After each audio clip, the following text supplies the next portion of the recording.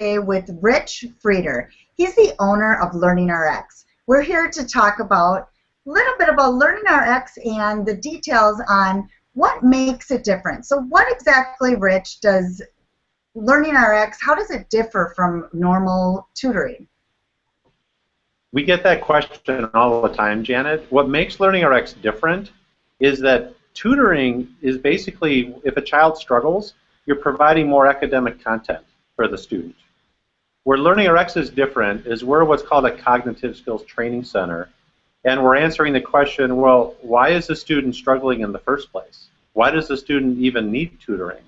And usually it's because there's underlying cognitive skills, and those skills are things like attention, memory, processing, logic, visual processing, auditory processing, that aren't as strong as they need to be. And so there's a big difference between LearningRx and tutoring, because tutoring certainly isn't a bad thing to do.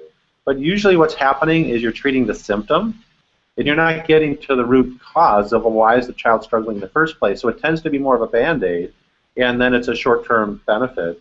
The benefit of LearningRx is we're identifying the root cause of why the child is struggling, and then we're customizing a program to strengthen the skills that are weak, that are causing the issue, and helping students overcome the struggle.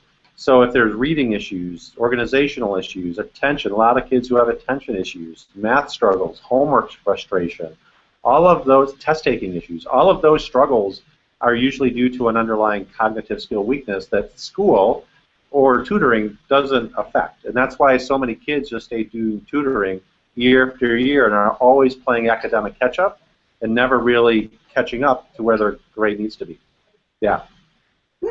That's great. And so after they're going through that program, the LearningRx training program, how does it stick? How would you say the longevity of the retention of it is? Yeah, well, that's one of the biggest benefits of our LearningRx training is that gains that students achieve here stay with them throughout life. I mean, as long as there's not an injury or something after training. Because and the difference is, again, it's not providing academic content. It's changing the way a child or an adult's brain is functioning, creating stronger neural pathways and more synapses. And when you just then after training, when a child's just living normal life, the gains stay with them. So for example, let's say we strengthen an individual's long-term memory from the 30th to 70th percentile, which is really common with us, by the way. When we do follow-up assessments after that, it stays with the child. So in fact, we do an assessment up front that identifies the issue, an assessment at the end of the program to show the gains we get. But Janet, we also do an assessment a year plus after a student completes the program, and we have a 98% retention rate. So not only can you really get a big jump in skill to help your child get where they need to be, but then typically those gains stay with them throughout the rest of their academic career and into life, because these skills we're training are not just academic skills, they're life skills.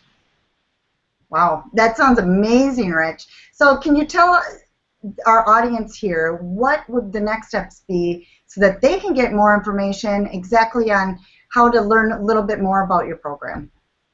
So two ways you can do that. One is just give one of our centers a call, and we'd be happy to answer any questions you have or even send information out to you that you can review for yourself. The best way, though, honestly, is if you have a child that's struggling, the best first step is to take or give us a call and schedule an initial assessment.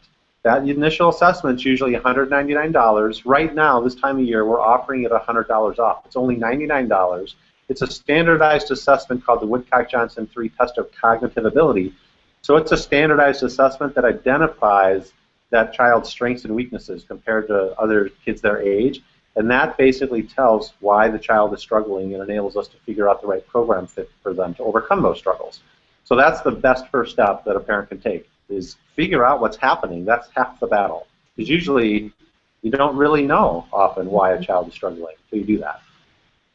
Great. Well, that's great information. What we will do, Rich, is we will put the information in the description on the YouTube video so that everybody can take advantage of that offer. Thanks a lot for your time, Rich. Thanks, Janet. Appreciate it. Thank you.